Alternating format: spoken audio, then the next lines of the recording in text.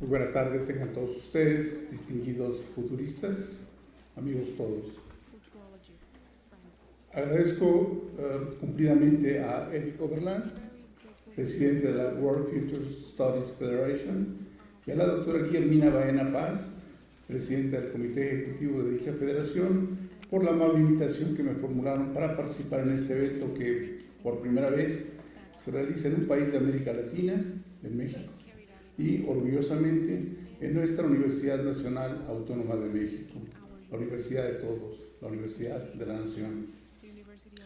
Es también una gran distinción para mí participar en este panel acompañando a las prestigiadas personalidades que lo integran: Antonio, Sergio, Rolando y Tomás, con mi reconocimiento distinguido. Permítame compartir con ustedes algunas reflexiones relacionadas con el futuro de la alimentación, o dicho de otra manera, la perspectiva alimentaria, generadas a lo largo de muchos años de ser testigo del desarrollo de las cuestiones alimentarias en nuestro país. Estas reflexiones son, en esencia, una llamada de atención para todos nosotros, porque a todos nosotros nos interesa el tema, la comida. El futuro de la alimentación, una vez más. No habrá futuro posible, probable o deseable si no aseguramos la producción, la distribución y el consumo de alimentos suficientes para satisfacer la demanda de una población permanentemente creciente. La alimentación es, quizás, la más básica de todas las necesidades humanas y debe ser satisfecha de manera permanente, día tras día, en todos los lugares donde existan núcleos humanos. La alimentación del futuro desde el pasado.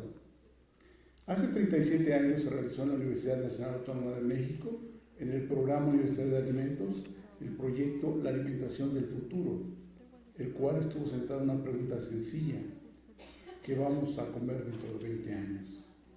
Como un intento de apropiarnos del futuro por impedir ser títeres de las circunstancias y por concebirnos como constructores de nuestra propia existencia e identidad.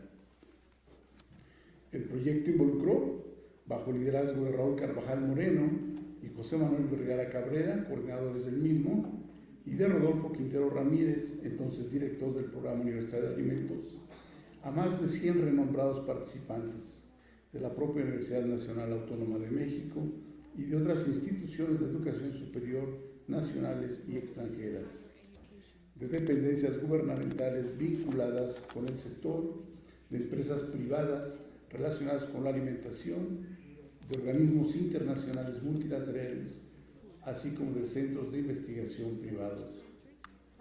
El proyecto, en términos generales, estuvo constituido por 11 actividades interrelacionadas: un doble simposio, 2 encuestas, 2 conferencias de búsqueda, un evento denominado La Cena del Futuro, un boletín, un libro en 2 tomos cuya lectura recomiendo, y una película que sintetizaba el desarrollo del mismo proyecto. Se analizaron una gran variedad de temas relacionados con la agricultura, la alimentación y la nutrición, la mayoría de los cuales siguen siendo vigentes. Algunos han perdido cierta relevancia y otros más han emergido con renovado ímpetu. Algunos de los temas que se consideraron en este proyecto fueron las perspectivas globales y nacionales del sistema mexicano de alimentos, la historia de la alimentación en México, condicionantes biológicos y culturales en la dieta del mexicano, la cultura de la alimentación en México, la accesibilidad económica de los alimentos, los sistemas integrados de abasto, el campo mexicano, la investigación agrícola, las posibilidades de producción de alimentos en condiciones controladas como hidroponía, invernaderos, cámaras de crecimiento, entre otros. Asimismo, el papel de los animales en la producción de alimentos para el hombre, el potencial pesquero de nuestro país, las perspectivas de la acuacultura, los insectos como fuente de proteína en el futuro, la biotecnología alimentaria, por mencionar los más relevantes. Como pueden darse cuenta, todos ellos cubren una amplia gama temática relacionada con la alimentación. Han pasado casi 4 décadas desde que se realizó aquel gran proyecto y hoy, al revisarlo, podemos valorar su enorme significado como el esfuerzo mejor logrado quizás en nuestro país en el ámbito de la prospectiva alimentaria y, al mismo tiempo, constatar la vigencia de muchos de sus planteamientos. Sin embargo, también podemos darnos cuenta del gran avance que ha registrado en el mundo la ciencia, la tecnología y la innovación y sus aplicaciones a la agricultura, alimentación y la nutrición.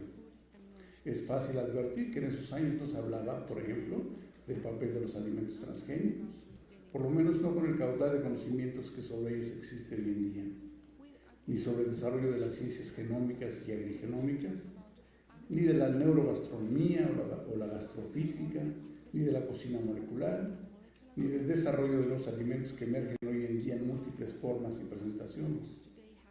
Tampoco de la agricultura de precisión, ni de la nanotecnología, ni el uso de la Internet y sus múltiples aplicaciones en aspectos de logística, manejo de inventarios y sistemas de distribución de alimentos. Tampoco de los satélites espaciales o de los sistemas de telecomunicaciones en general aplicados en la agricultura. Tampoco de los sistemas de posicionamiento global y su aplicación en la producción agrícola y forestal, entre otros. Todos ellos temas de gran actualidad e importancia en el campo de la agricultura, la alimentación y la nutrición hoy en día.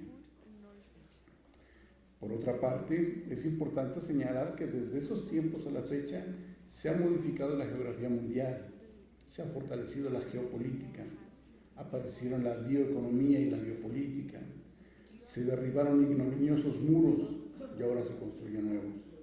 Se desintegraron grandes naciones y se formaron pequeñas repúblicas, al mismo tiempo que otras naciones emergieron como grandes potencias en el escenario mundial. Se crearon bloques económicos y grandes acuerdos comerciales, y todo ello ha tenido y tiene un gran impacto en la forma como se producen, cómo se distribuyen, cómo se comercializan y se consumen los alimentos en el mundo, afectando a poblaciones enteras y a economías de muchos países en el concierto mundial de las naciones, desde luego nuestro país incluido. Como se puede notar, todas estas temáticas siguen teniendo una importancia de primera magnitud y desde luego deben ser revisadas nuevamente con una visión actualizada a la luz del desarrollo alcanzado en los ámbitos de la ciencia, la tecnología y la innovación, y desde luego también desde la óptica de las ciencias sociales que bien señalaba el doctor Rolando Cordero. La conclusión general de aquel proyecto fue que tenemos en el presente la opción de escoger entre un futuro probable, producto de las tendencias actuales, y un futuro deseable, resultado de una construcción activa y solidaria. Considero que esta conclusión sería totalmente aplicable si repitiéramos el ejercicio realizado en aquellos años a la nueva realidad que nos toca vivir. Han pasado 37 años desde entonces y es pertinente revisar solo algunos de los temas que conforman nuestra realidad alimentaria y nutricional, ambiental y poblacional. Tomemos nota de algunos datos relacionados con temas de gran importancia relacionados con la alimentación. Sobre la situación alimentaria actual, de acuerdo con datos de la Organización de las Naciones Unidas para la Alimentación y la Agricultura, la FAO, hoy en día más de 820 millones de personas en el mundo siguen padeciendo de subalimentación crónica, haciendo cada vez menos probable alcanzar el objetivo de hambre cero en 2030. Este objetivo es uno de los 17 objetivos de desarrollo sostenible de la Agenda 2030 para el Desarrollo Sostenible establecida en septiembre de 2015 por los países miembros de la Organización de las Naciones Unidas. Paradójicamente, al mismo tiempo, la FAO contabiliza 2 millones de adultos, adolescentes y niños en el mundo que sufren de sobrepeso y obesidad. La misma moneda con dos caras. Para nuestro país, esta realidad se refleja dramáticamente en la estadística básica de la Encuesta Nacional de Salud y Nutrición 2016 de Medio Camino, que señala, grosso modo, que 7 de cada 10 adultos, 4 de cada 10 adolescentes y 3 de cada 10 niños padecen alguna de estas condiciones que son un importante factor de riesgo para adquirir alguna enfermedad crónica no transmisible, particularmente la diabetes tipo 2, lo que constituye el problema más acuciante de salud pública en nuestro país. Sobrepeso, obesidad y diabetes es el problema número 1 en nuestro país y seguramente en muchos países en términos de salud pública, y tiene que ver en parte importante con la forma como nos alimentamos, entre muchos factores que lo constituyen. De acuerdo con datos de la Federación Internacional de Diabetes, en 2017 México ocupaba el 5º lugar mundial con 12 millones de adultos viviendo en esta condición, y se estima que para 2045 podría ocupar el 4º lugar con 21 millones de adultos afectados. Por otra parte, de acuerdo con el Instituto Nacional de Estadística, Geografía e Informática, el INEGI, las estadísticas de mortalidad para 2017 indican que los fallecimientos por diabetes se incrementaron a 106.525. Es una cifra que no decrece. Por lo anterior, se hace necesario tomar acciones inmediatas en muchas áreas con el propósito de abatir o por lo menos reducir esa escandalosa cifra. Se requiere profundizar en la realización de estudios prospectivos en este ámbito específico de la relación alimentación-salud, pero también estudios de planeación en el corto plazo para conocer la dinámica epidemiológica de estas enfermedades y, desde luego, tomar acciones inmediatas para atender esta situación catastrófica. Subrayo, situación catastrófica. Hoy mueren más personas en el mundo por causas relacionadas con la obesidad y la diabetes que por el hambre.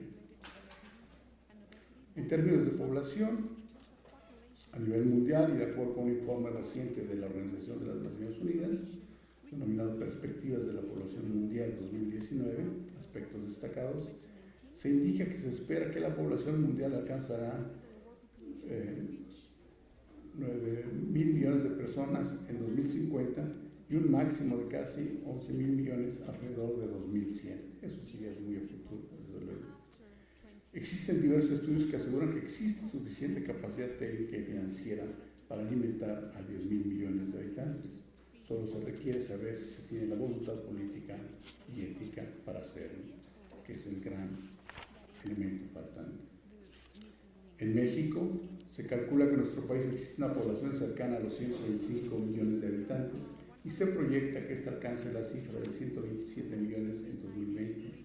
Todo un reto, no solo de carácter demográfico, sino en términos de rezago económico y social, si consideramos que el Consejo Nacional de Evaluación de la Política Social, Coneval, señala, como también lo señaló Rolando Cordera, para 2018, que existen en nuestro país 52.4 millones de personas en situación de pobreza, es decir, casi el 42% de la población, y 9.3 millones en situación de pobreza extrema, corresponde al 7.4% de la población, es decir, las personas que no saben en términos generales qué es lo que van a comer al día siguiente y en qué términos.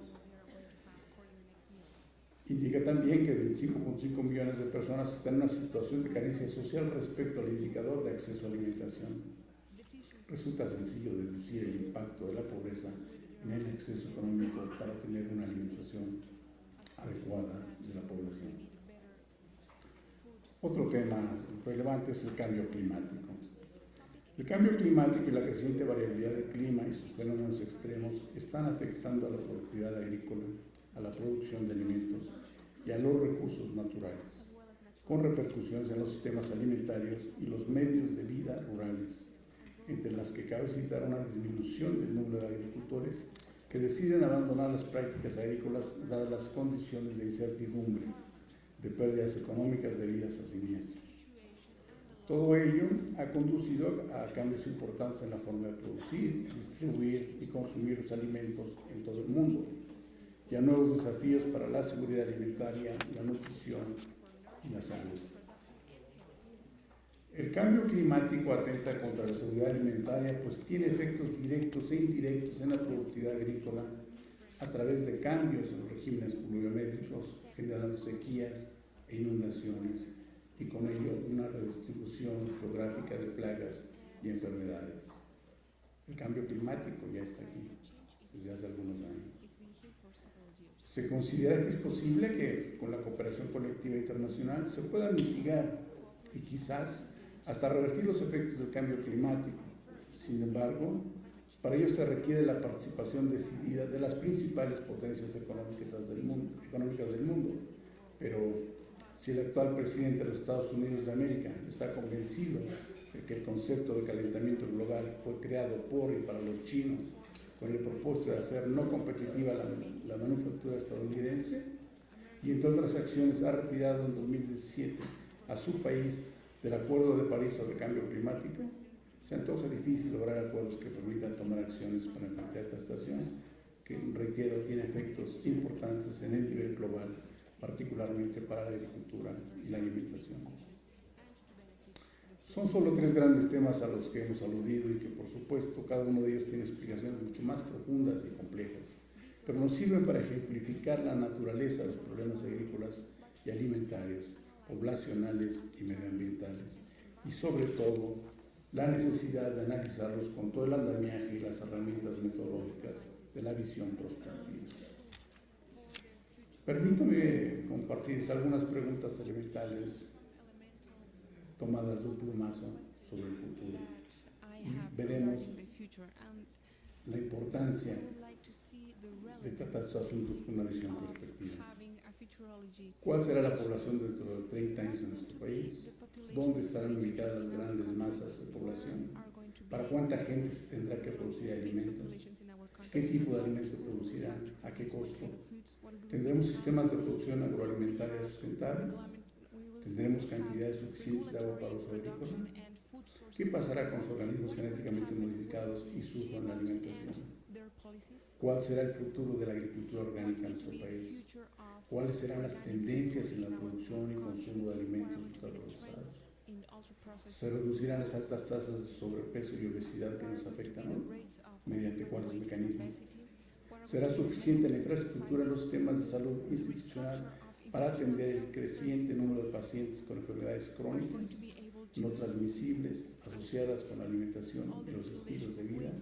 ¿A qué costo? ¿Será posible establecer la economía de la prevención para reducir el número de pacientes con enfermedades crónicas no transmisibles? ¿Cómo se implantarían? ¿Qué agentes del Estado y o de la sociedad participarían? Y como estas hay cientos de preguntas que tendrá que responderse y atenderse en un momento. Todas estas preguntas y muchas otras más relacionadas con la agricultura, la alimentación y la salud requieren de respuestas ciertas, anticipadas, sólidas y viables. Y es la prospectiva ejercida de manera responsable la que puede ayudarnos a pensar el futuro, a diseñarlo y a construirlo para el bien de la humanidad. Me permito hacer 3 propuestas generales como un llamado a la acción. Se requiere formar un número mayor y mejor calificado de estudiosos del futuro. Entre las nuevas carreras que se requerirán en el futuro inmediato debe incluirse la formación de prospectivistas con planes y programas de estudios que aporten elementos para visualizar anticipadamente los futuros en los múltiples ámbitos de la realidad humana, de manera particular en el área de la alimentación y de la salud. Es de la mayor relevancia que nuestro país establezca dentro de la estructura orgánica de la Administración Pública Federal una oficina de alto nivel encargada de la planeación prospectiva que atienda los temas estratégicos de nuestro país en el corto, el mediano y el largo plazo, particularmente, pero no solo, los relacionados con la agricultura, la alimentación, la nutrición y la salud. Es deseable una mayor difusión de la prospectiva en sus múltiples facetas, a través de la realización de actos académicos como el que hoy se realiza, pero también como práctica cotidiana en nuestras escuelas, facultades, centros, institutos y programas universitarios, con el propósito de familiarizar a un mayor número de personas con sus objetivos, sus métodos y sus estrategias, y de esta manera, reconociendo su importancia, se pueda utilizar mayormente como herramienta de cambio y como base sólida para la toma de decisiones. Concluyo. No hay futuro deseable sin nosotros, sin nuestra participación consciente y activa que nos permita imaginarlo, diseñarlo y construirlo. Un futuro con nosotros solo será posible si en el presente realizamos las acciones que se requieren en cada uno de los ámbitos de mayor importancia. Especifico los campos de la agricultura y la alimentación entre los principales, para asegurar un porvenir donde quepamos todos, haciendo un uso sustentable de los recursos naturales. De no hacerlo, El futuro se volverá contra nosotros y habremos de contender con problemas y calamidades que posiblemente pudieron ser anticipadas y controladas. El futuro estará determinado por lo que hagamos en el presente. Solo tenemos que decir qué clase de futuro deseamos diseñarlo y construirlo. Muchas gracias por su atención.